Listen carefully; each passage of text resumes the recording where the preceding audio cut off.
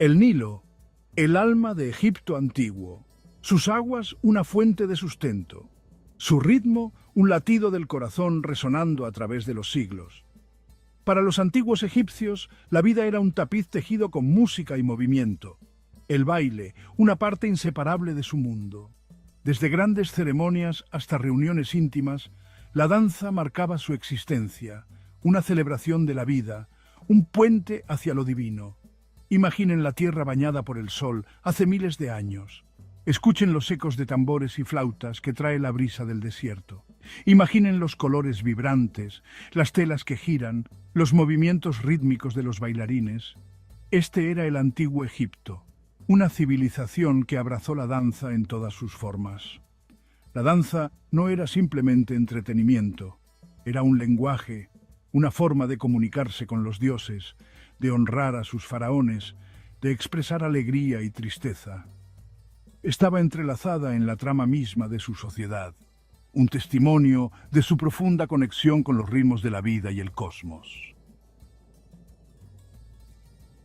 Las paredes de las tumbas y templos del antiguo Egipto susurran historias, historias contadas no solo en jeroglíficos y tallas, sino en imágenes vibrantes de bailarines. Estas pinturas, momentos congelados en el tiempo, ofrecen una ventana al pasado, capturan la gracia, el atletismo y la alegría pura de la danza en el antiguo Egipto. Miren de cerca los murales, noten las posturas elegantes de los bailarines, sus extremidades contorsionadas en posiciones aparentemente imposibles. Vean la energía que irradian sus cuerpos, las sonrisas en sus rostros. Estas imágenes no son meras decoraciones, son instantáneas de una cultura que vivía y respiraba danza. Las tumbas de los nobles son particularmente reveladoras. Aquí escenas de la vida cotidiana se despliegan, incluyendo representaciones de bailarines entreteniendo en banquetes. Estas imágenes nos muestran que la danza no era solo para rituales y ceremonias, también era parte de la vida diaria, una fuente de placer y diversión. La evidencia es clara. La danza era omnipresente en el antiguo Egipto, impregnando todos los niveles de la sociedad. Desde el faraón hasta el campesino, todos bailaban. En la cosmovisión del antiguo Egipto, la danza tenía un significado cósmico. Se creía que había desempeñado un papel en la creación del universo. El dios Osiris, a menudo representado como un rey momificado, era también un dios de la vegetación y el renacimiento. Su festival anual incluía danzas que celebraban el ciclo de la vida, la muerte y la resurrección. Los faraones usaban la danza para afirmar su autoridad y conectar con lo divino. Realizaban rituales y danzas para reforzar su estatus como intermediarios. Estas representaciones eran grandes espectáculos, diseñados para inspirar asombro. El Festival Sed era una celebración jubilar que realizaban los faraones después de 30 años de reinado. Incluía rituales y danzas para rejuvenecer la fuerza del faraón. La danza era una herramienta poderosa para conectar con lo divino y asegurar el orden cósmico. ¿Quiénes eran estos bailarines que se movían con tanta gracia y precisión? Provenían de todos los ámbitos de la vida. Algunos eran sacerdotes y sacerdotisas, entrenados desde la infancia para realizar rituales sagrados. Otros eran artistas profesionales contratados para actuar en banquetes y festivales. Entre las bailarinas más hábiles y veneradas se encontraban las mujeres de la Casa de la Música. Estas mujeres, a menudo vinculadas a los templos, dedicaban sus vidas a la música y la danza. Eran músicas, cantantes y bailarinas altamente capacitadas, y sus actuaciones se consideraban ofrendas a los dioses. También había bailarines especializados, como los bailarines Mu, que realizaban danzas acrobáticas, y los bailarines enanos que a menudo eran empleados por los ricos por su valor de entretenimiento. Independientemente de su estatus, todos los bailarines desempeñaban un papel importante en la sociedad egipcia, utilizando sus cuerpos y movimientos para conectar con lo divino, para entretener y para contar historias.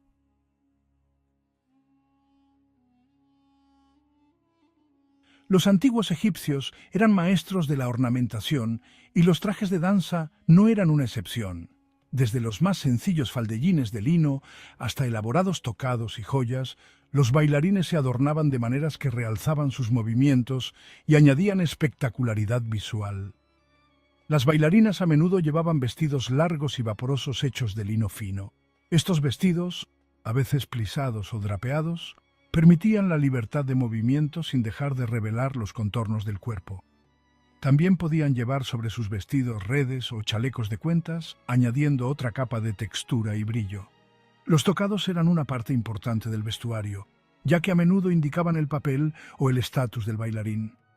Algunos bailarines llevaban sencillas coronas de flores, mientras que otros se ponían elaborados tocados hechos de plumas, cuentas y metales preciosos. Estos tocados, algunos de los cuales alcanzaban varios metros de altura, se balanceaban y brillaban con cada movimiento del bailarín. Los bailarines también llevaban joyas, tanto reales como de fantasía. Collares, pendientes, brazaletes y tobilleras contribuían al impacto visual de la actuación. El tintineo de estos adornos proporcionaba un acompañamiento rítmico a la música y realzaba los movimientos del bailarín.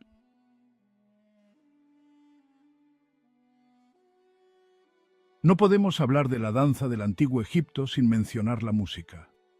La música y la danza eran inseparables, cada una realzando y complementando a la otra. Los antiguos egipcios tenían una rica tradición musical, y sus instrumentos eran tan variados como sus danzas. Los instrumentos de percusión jugaban un papel central, proporcionando los ritmos que impulsaban las danzas. Los tambores, de varios tamaños y formas, eran esenciales. Algunos se tocaban con las manos, otros con baquetas. Las castañuelas, los címbalos y los sistra, un tipo de sonajero, se añadían a la textura percusiva. Los instrumentos de viento, como las flautas, los oboes y los clarinetes, proporcionaban melodías y armonías. La flauta, en particular, era un instrumento popular, su sonido evocador tanto de la alegría como de la tristeza.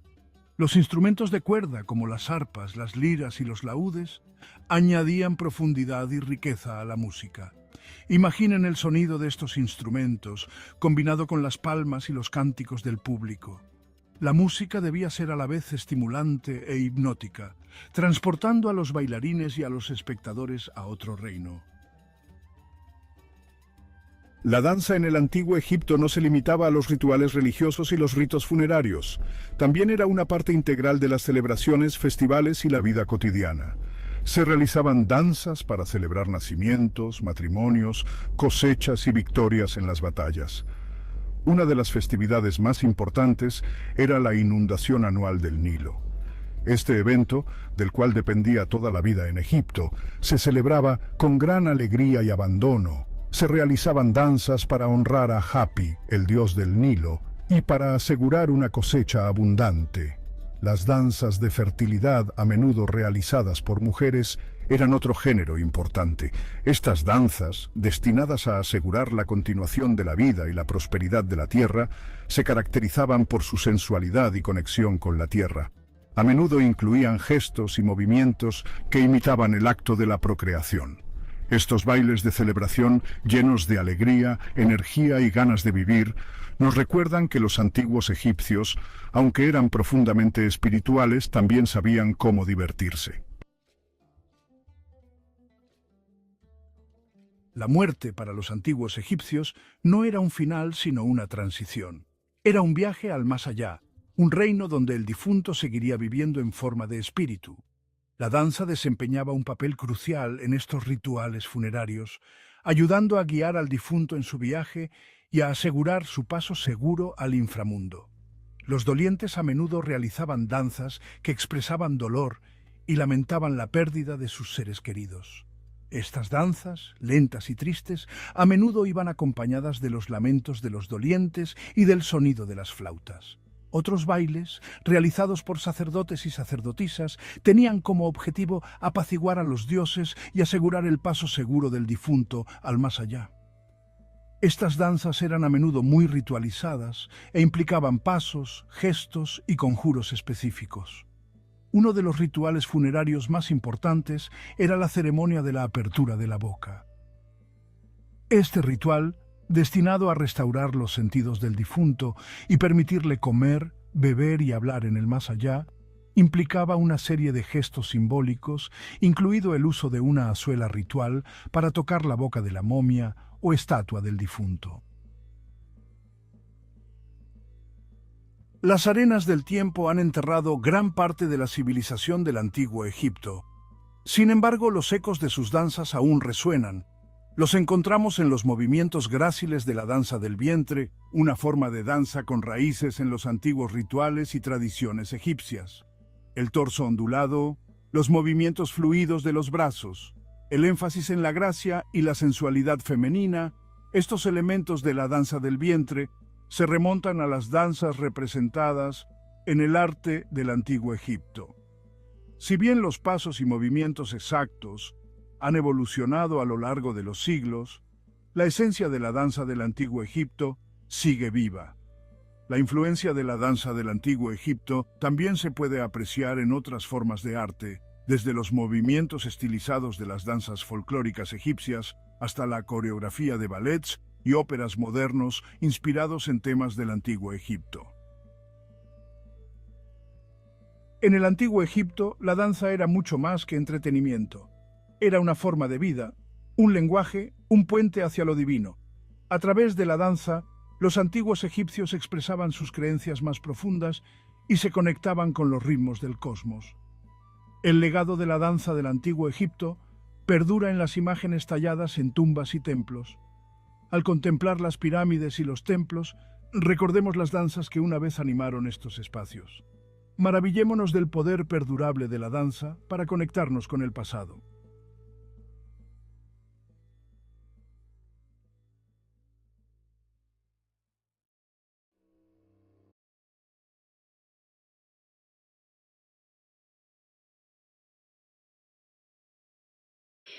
Después menciona en cuanto al método de estudio cómo las representaciones artísticas son la principal fuente de estudio. ¿Por qué? Porque los egipcios no dejaron en ningún caso escritos los pasos de la danza o descritos en ningún sitio, no hicieron un manual. Eso se transmitía de forma oral y con la práctica. Entonces no está por escrito, no hay tratados escritos de danza en el antiguo Egipto. Con lo cual, lo único que nos queda son las representaciones artísticas que tenemos, que pueden ser esculturas, pinturas o relieves. ¿Vale? Y eso pasa en todos los periodos de la historia del Antiguo Egipto. Por cierto, si os va surgiendo cualquier duda, cualquier pregunta que queráis hacer, la vais poniendo en el chat y la vemos en cuanto podamos. ¿Vale? También habla de las limitaciones que se tienen a la hora de estudiar esas representaciones artísticas, porque el arte egipcio es un arte idealizado que sigue un canon concreto y entonces no permite representar la danza tal y como era. Por ejemplo, tenemos la combinación de la perspectiva en las figuras, que parte de las figuras son representadas de frente y otras partes son representadas de perfil. Tenemos también el orden que se hace normalmente en el arte egipcio, donde en muchos momentos las figuras no se superponen o se superponen muy poco. Encima es un arte en 2 dimensiones, con lo cual, por ejemplo, si era una coreografía en círculo, tampoco sabemos exactamente cómo lo representarían los egipcios. Son problemas que hay que tener en cuenta a la hora de hacer uno de estos tipos de investigación, porque determinan muchísimo lo que vamos a encontrar y cómo lo podemos interpretar. En cuanto a los tipos de danza que menciona Alex Ová en el libro, pues habla de la danza de movimientos, la danza gimnástica, la danza imitativa, la danza de parejas, la danza grupal, la danza de guerra, la danza dramática, la danza lírica, la danza grotesca y la danza funeraria y la danza religiosa.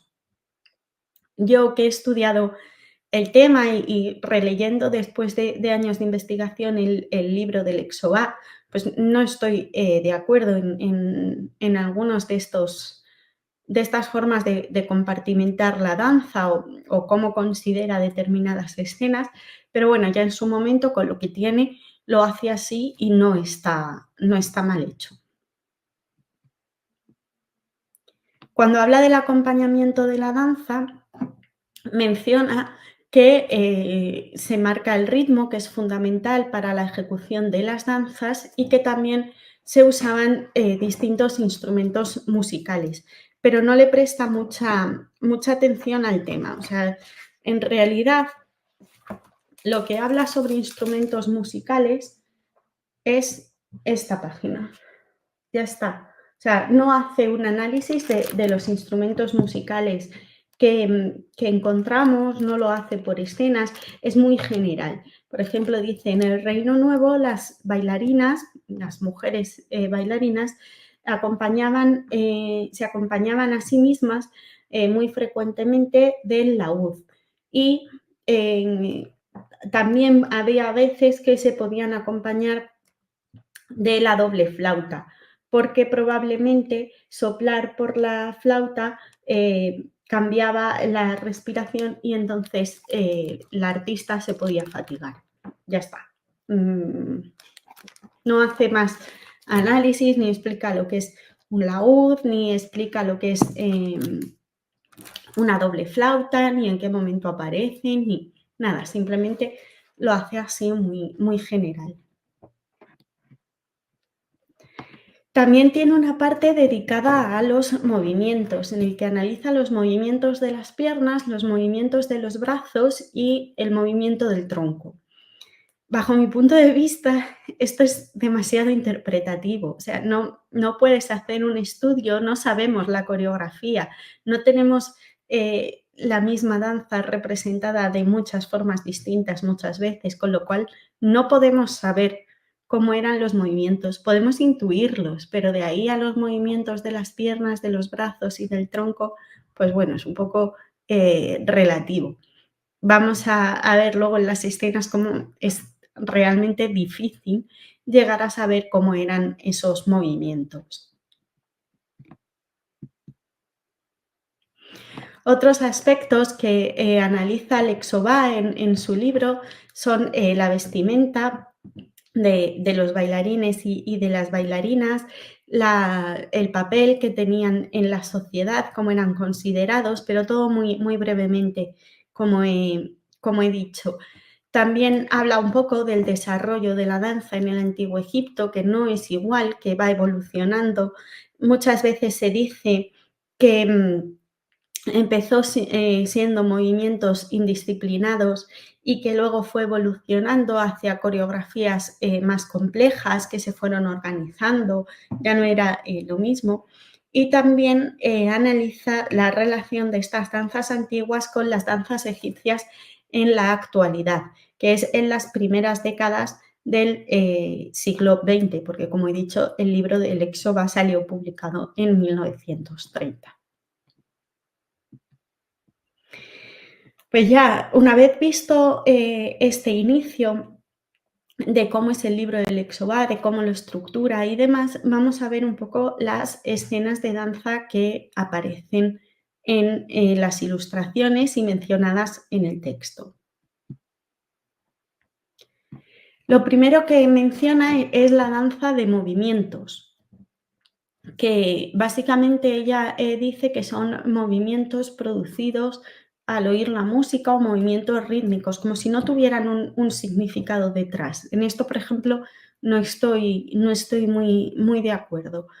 Entonces, dice que una danza de movimientos son las primeras que vemos en el arte egipcio, que son las de la diapositiva de la izquierda, que son de las épocas badariense y nagada, es decir, del predinástico, antes de que llegara Narmer y de que se empezaran las dinastías, se reunificara Egipto y empezaran las dinastías.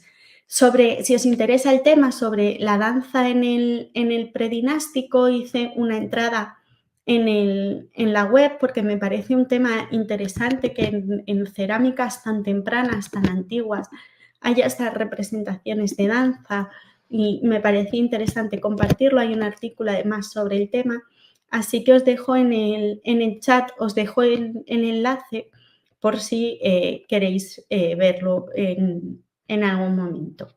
Bueno, a los que vais conectándoos y saludando, pues buenas tardes según vais llegando.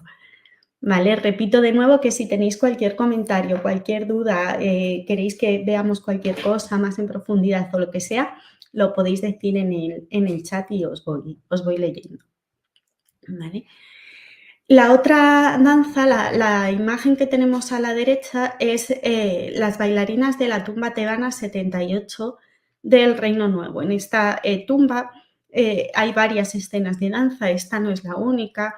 De nuevo, Lexova dice que es una danza de movimientos, sin decir nada más. Con lo cual, como que están ahí porque no tienen otra cosa que hacer, ¿vale? Esta danza en concreto aparece en un banquete. Es una de las danzas que ha formado parte de mi tesis y aparece en un banquete y para mí sí tiene un significado, porque además la he escogido porque si os dais cuenta, una de las bailarinas está representada frontalmente, que es algo muy extraño en el arte del Antiguo Egipto. Entonces, bueno, ¿por qué hacen una cosa totalmente diferente? ¿Por qué lo ponen ahí? Porque yo creo que sí que tiene un significado más allá de que sea una simple danza de movimientos. Nos preguntan la historia en violeta. En el Antiguo Egipto la gente danzaba de forma individual, en pareja, en grupo. Las tres cosas, o sea, podemos encontrar solistas, podemos encontrar gente que baila en pareja o podemos encontrar grupos. Lo vamos a ir viendo, vamos a ir viendo ejemplos. Lo que sí pasa siempre a lo largo de toda la historia del Antiguo Egipto es que siempre son personas del mismo sexo. O sea, no vamos a ver una pareja o un grupo mixto, ¿vale? Siempre son mujeres con mujeres y hombres con hombres. En la misma escena sí que puede haber una danza masculina y una danza femenina en diferentes registros o en diferentes partes del mismo registro, pero nunca mezclados entre sí. Nunca una bailarina y un bailarín juntos, ¿vale? O dos bailarines y dos bailarinas. No, es segregada, ¿vale?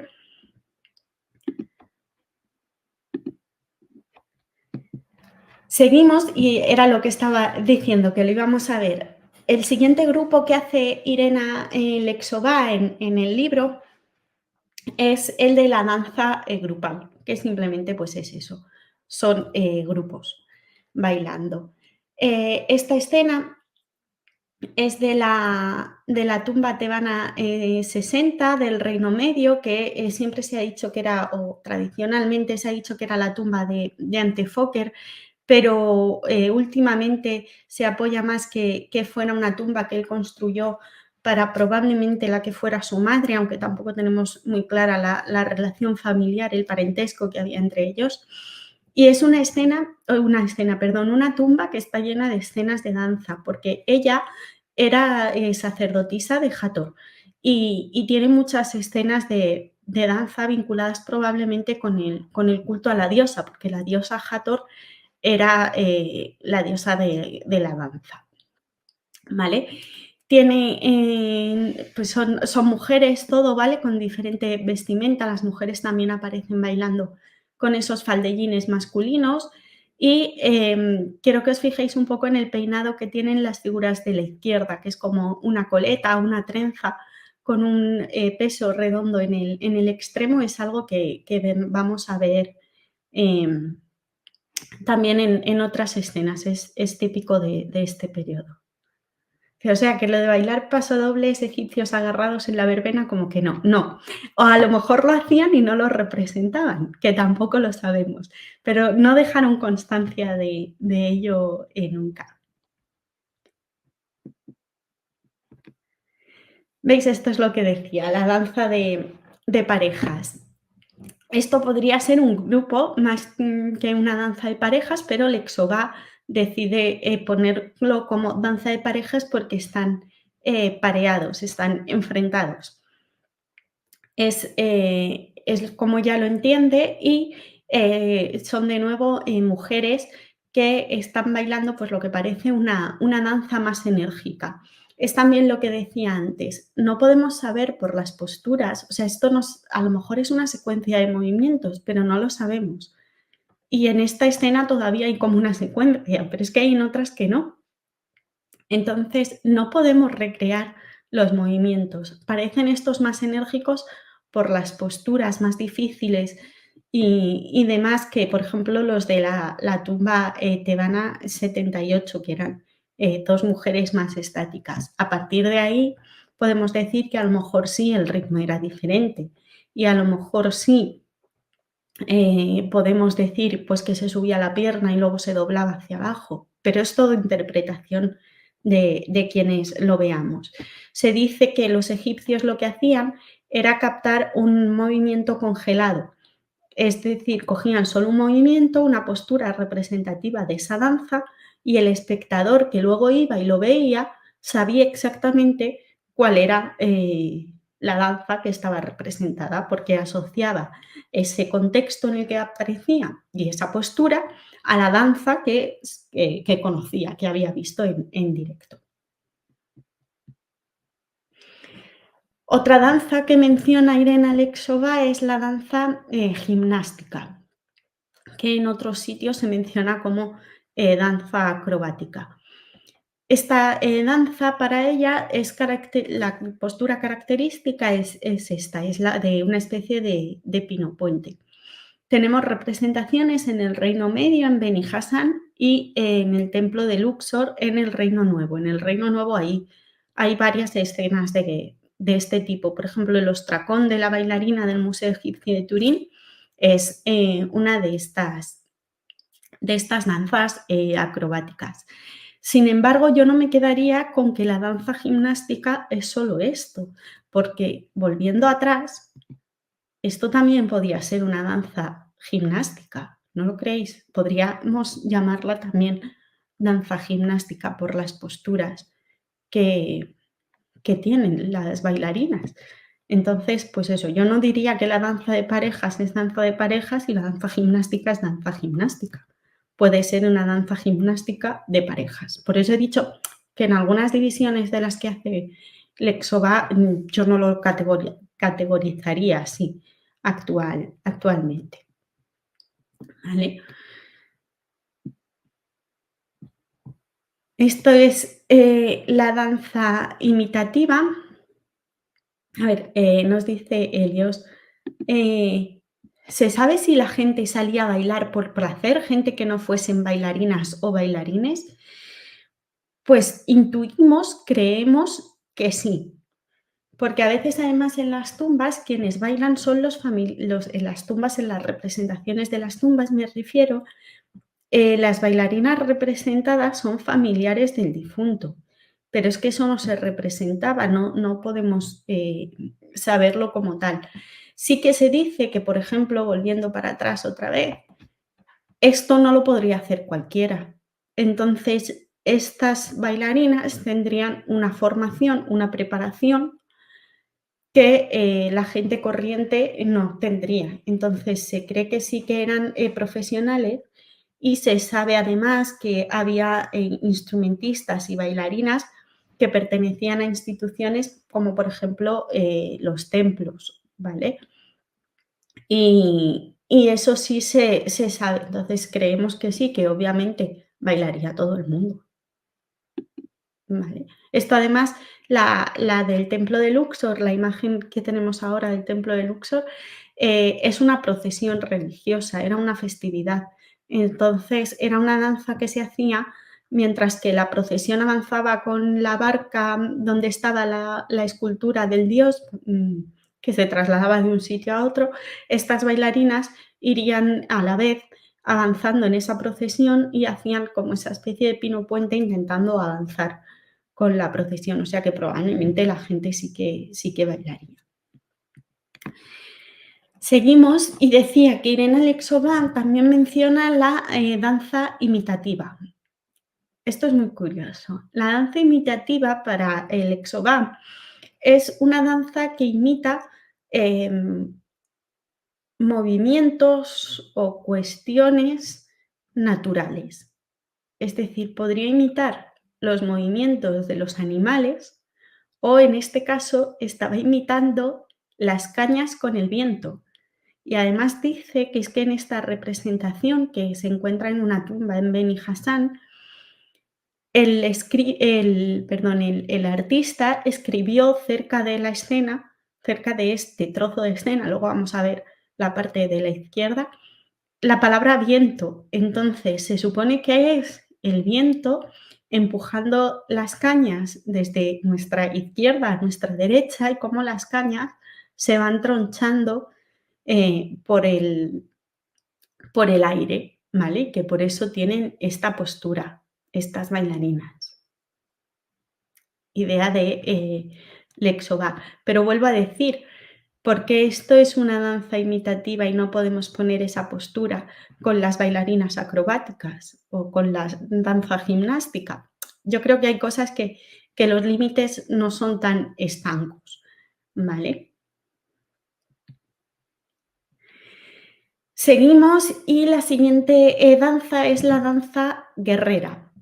En este caso he escogido las danzas guerreras, normalmente son danzas extranjeras, y he escogido esta danza libia que está representada en el templo de Hatshepsut en Deir el-Bahari y pertenece al Reino Nuevo. Sabemos que son libios por el tocado que llevan de plumas sobre la cabeza. ¿Vale? Es un tocado característico de los libios. Los egipcios representaban a los extranjeros con determinadas características para diferenciarlos de ellos mismos. Entonces, es muy canónico. Es lo que decía antes, a veces no lo podemos interpretar por eso. En este caso, los personajes que llevan esas plumas sobre la cabeza son libios. Los que están a la derecha de forma más estática están tocando los palillos de entrechoque o tejuelas o tejoletas o castañuelas, se llaman de varias formas. ¿Vale? Estarían dando golpes para marcar el ritmo para que bailaran los dos bailarines, que lo que tienen en las manos son boomerangs. Entonces también se cree que esos palillos de entrechoque derivarían de los boomerangs. ¿Vale? Es como una danza de paloteo de las que hay en España, por ejemplo, en el folclore español. Dice José Javier, estas escenas y posturas me recuerdan a las posiciones dancísticas asiáticas en las que el objetivo es continuar manteniendo puntos de apoyo en el suelo. Claro, a ver, eso va un poco con lo que estaba diciendo antes. No podemos recrear la danza porque no sabemos si esa danza, hay gente que defiende que incluso la danza acrobática que os he enseñado era un salto hacia adelante. Entonces no sabemos realmente si mantenían una parte del cuerpo en el suelo o no. Si podemos hacer paralelos, obviamente la etnología nos sirve para eso, igual que he mencionado yo ahora que estos bailarines hacen una danza probablemente parecida a los paloteos. Obviamente sirve para eso y para desarrollar diferentes teorías. Pero de ahí a recrear los movimientos o intentar recrear los movimientos como hace Lexová, me parece peligrosito. La siguiente danza es la danza dramática, que es la otra parte de la danza imitativa que os he enseñado. No sé si esta danza os recuerda a algo, la postura de esta danza. Si hay alguien que conozca un poco el arte egipcio, esta escena le puede recordar a alguna cosa, como son las escenas de dominación del enemigo que aparecen en distintas obras de arte egipcio, del faraón aplastando a los enemigos en escenas de sometimiento o en escenas de guerra y demás, pues por eso el Lexová lo llama danza dramática. ¿Hay una estela con una escena militar de victoria? Claro, sí, hay un montón de representaciones de relieves y pinturas y demás que es el sometimiento de los enemigos y se representa de esta manera. Como por ejemplo la paleta de Narmer cosas así, tienen escenas del sometimiento de los enemigos. Y por eso Lixoba lo llama danza dramática. Tampoco sé si existen más escenas de este tipo. ¿Por qué esto es una danza? Pues probablemente Lexoba interprete esto como una danza porque, si os fijáis, los piececitos que hay al lado del que está arrodillado o de la que está arrodillada, que es una mujer, son los del viento, la danza imitativa. Entonces, al final lo interpreta todo junto. La siguiente danza es la danza lírica, en la que se supone que están cantando y bailando. De nuevo, a mí me parece un poco extraño este grupo que hace el Exoba separado, pero bueno, ya lo interpreta de esta manera. Son de nuevo mujeres con el mismo peinado que hemos visto y están en Deir el-Hebrawi y data del reino antiguo. Otra danza es la danza grotesca, que son danzas que ejecutaba el dios Bes y danzas ejecutadas por enanos. ¿Vale? Sobre el dios Bes he hecho un vídeo hace poco en el canal, lo podéis buscar. Es un dios enano grotesco que generalmente es representado de frente. Puede llevar cuchillos en sus manos, pero también puede llevar panderetas porque toca distintos instrumentos musicales. Está compuesto de partes de distintos animales y era un dios protector sobre todo del hogar y de la infancia. ¿Vale? Se le representa de frente porque se dice que es un dios muy feo y que con esa fealdad ahuyentaba a todas las cosas malas. ¿Vale? Muchas veces se le pintaba en el dintel de las puertas de las casas para que con su fealdad ahuyentara lo malo y así no entrara lo malo en los hogares. Entonces, a partir de ahí, Lexoba dice que las danzas grotescas son las que ejecuta el dios Bes y las que hacían los enanos, que por otra parte eran muy valorados en el Antiguo Egipto. También habla Lexoba de danzas religiosas, como la que vemos en esta estela, en la que encima vemos una procesión, ¿vale? Llevando, lo que he dicho, una barca con la estatua del dios que fuera. ¿Por qué esto es una danza religiosa y la del templo de Luxor no la mete en este grupo, pero sí en el otro? Pues eso, que a veces que esta clasificación, los diferentes grupos de esta clasificación que hace el Exoba, pues que se podrían mezclar y una misma danza pertenecer a distintos grupos. Porque también podría ser una danza grupal. La danza, si la veis, está en la parte de abajo, las bailarinas tocando la pandereta y demás. Entonces podría ser una danza grupal también. Tenemos por otra parte las danzas funerarias, que en este caso son las que hacen los bailarines Mu. De ellos he hablado en la web varias veces. Tenemos varios tipos de bailarines Mu y el que tenemos a la izquierda es los bailarines Mu de tercer tipo, que es una pareja masculina. Los bailarines Mu siempre son hombres, ¿vale? En este caso es una pareja masculina enfrentada y simétrica. Podría ser una danza de parejas, como la que hemos visto antes. Y los de la derecha son los bailarines Mu de primer tipo, que se caracterizan por ese tocado que llevan, esa especie de corona. ¿Vale? Lo que hay delante de ellos es un sacerdote lector que lleva un papiro en una de sus manos. Si os fijáis en la figura esa de la derecha, la de los bailarines Mu con la corona, voy a ir un poco para atrás en la presentación y es parecida a esta misma postura. ¿Vale? Tienen un pie levantado, como dando un paso, los brazos extendidos, con un dedo señalando hacia adelante o hacia el suelo, perdón. Eso es por el significado que tenían estas estas danzas, ¿vale? En el caso de los bailarines Mu, pues se dice que es que estaban dando un paso, que puede ser que estaban dando un paso para cruzar del mundo de los vivos al mundo de los muertos, porque son bailarines que aparecen en procesiones funerarias. Y bueno, con esto termina un poco los tipos de danza de los que habla el Exobay y el directo que quería hacer hoy, que es eso, os quería contar pues como un estudio de hace casi 100 años todavía es relevante porque es de lo poco que existe sobre el tema.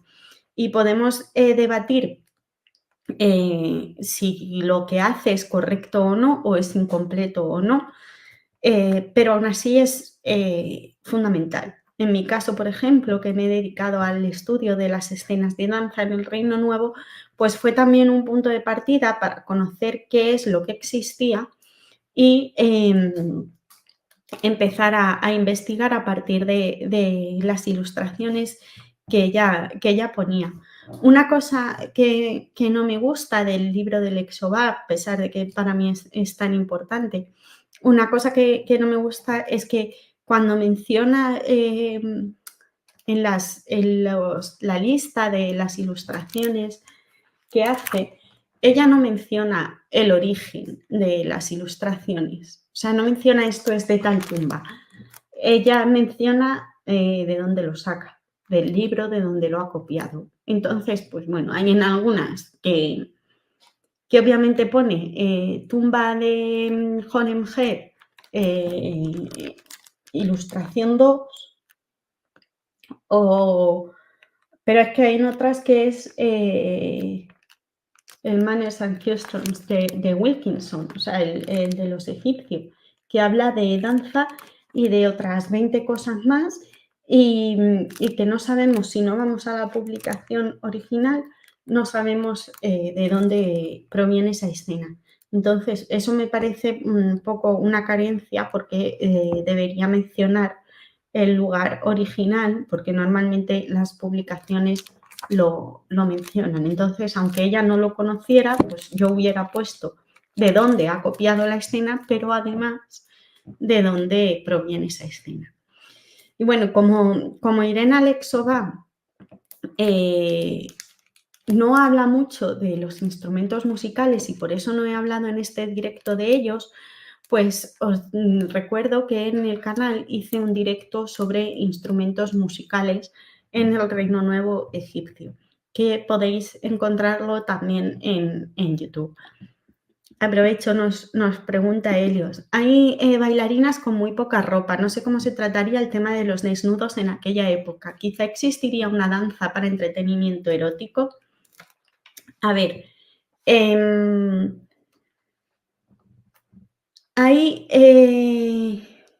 bailarinas que aparecen semidesnudas o sin nada. Entonces, primero, había vestimentas que iban por debajo del pecho en el antiguo Egipto, vestimentas femeninas, y no pasaba nada, era algo normal, iban así por la calle. Y segundo, pueden aparecer con vestimentas semitransparentes o sin ellas porque están asociadas a un significado erótico relacionado con el renacimiento del difunto. ¿Vale? Entonces no es entretenimiento como tal, sino que lleva un mensaje religioso detrás. ¿Vale? Se relaciona con la fertilidad o con el renacimiento del difunto en la otra vida.